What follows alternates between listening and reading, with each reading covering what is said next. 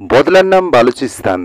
কার্যত বালুচিস্তান লিবারেশন আর্মির হাতে পাক আর্মিকে নাকানি চোবানি খেতে হচ্ছে। এখন তাদের অবস্থা শোচনীয়। এবং আমরা জানি যুদ্ধ আবহে, ভারত পাকিস্তান যুদ্ধ আবহে কিন্তু বালুচ যে যোদ্ধারা রয়েছে, স্বাধীনতা সংগ্রামী যারা রয়েছে, তারা কিন্তু সরাসরি ভারতকে এরকম একটা বার্তা দিয়েছিল যে আপনারা বাইরে থেকে মারুন, আমরা তো ভেতরে রয়েছে। এবং বারংবার কিন্তু বিগত দিনেও কিন্তু এই যে বালুচ লিবারেশন আর্মি রয়েছে, তাদের যিনি মুখ্য নেতা, তিনি কিন্তু বরাবরই ভারতের প্রতি একটা আবেদন রেখেছে, ভারত যেন তাদের সহযোগিতা করে। এই আর্জি তারা বারংবার জানিয়েছিল। এবং সব থেকে বড় কথা হলো, বালুচ আর্মির পক্ষ থেকে কিন্তু ভারতের প্রতি একটা পজিটিভ যে চিন্তা ভাবনা, ভারতকে নিয়ে তাদের যে একটা চিন্তা, সুদূর ভবিষ্যতে তারা দূতাবাসও খুলতে চাই ভারতে, এমনও কিন্তু বিষয়গুলো সামনে এসেছে। এবং সব থেকে বড় কথা, একদিকে যখন পাকিস্তান বাইরে থেকে ধোলাই হচ্ছে পাকিস্তানের, তখন কিন্তু ভিতর থেকেও কিন্তু ধোলাই জারি রয়েছে। শতাধিক পাকিস্তানি আর্মি কিন্তু প্রাণ হারিয়েছে বালুচ আর্মিদের হামলায়। এবং সব থেকে বড় বিষয় হলো, এখনো পর্যন্ত একদিকে তো অপারেশন সিঁদুর স্থগিত রয়েছে, মার খাওয়া থেকে আপাতত একটু বিরত রয়েছে, এবং তার মাঝে কিন্তু নাকানি চুবানি খেতে হচ্ছে পাকিস্তান সরকারকে এই বালুচিস্তান লিবারেশন আর্মিকে নিয়ে। হাতছাড়া হতে বসেছে বালুচিস্তান। একটা নতুন দেশ হিসাবে গড়ে উঠতে চলেছে বালুচিস্তান, অতি সন্নিকটে, স্বাধীনতার অতি সন্নিকটে বালুচিস্তান।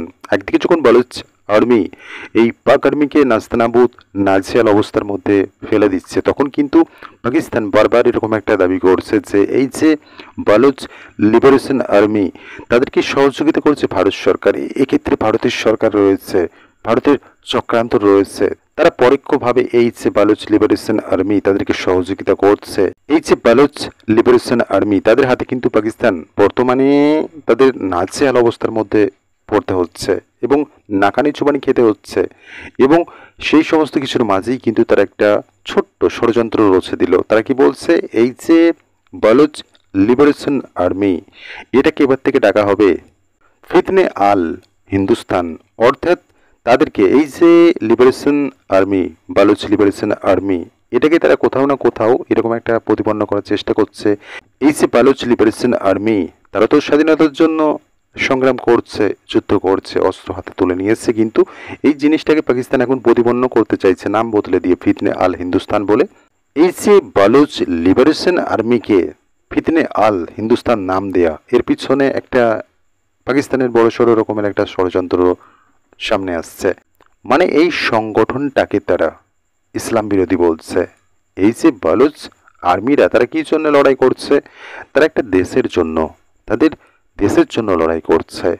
তারা একটা দেশের দাবি করছে। পাকিস্তান জোর করেছে, দেশটাকে আটকে রেখে দিয়েছে, দখলদারি চালাচ্ছে, তারই বিরুদ্ধে গর্জে উঠেছে বা একত্রিত হয়েছে এবং একটা সংগঠনের মাধ্যমে পাকিস্তানের বিরুদ্ধে তারা যুদ্ধ জারি রেখেছে।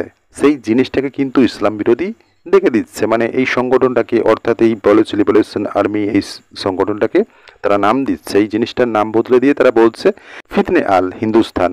তো স্বাভাবিকভাবেই এই জিনিসটাকে তারা ড্রাইভেট করতে চাইছে এবং সাথে বলছে এই যে বালুচ লিবারেশন আর্মি, এরা ইসলাম এবং পাকিস্তান বিরোধী কর্মকাণ্ডে লিপ্ত হয়েছে এবং যেখানে ভারতের ইন্ধন রয়েছে। তো স্বাভাবিকভাবেই এরা কিন্তু একটা জিনিসকে মিসলিডিং করছে।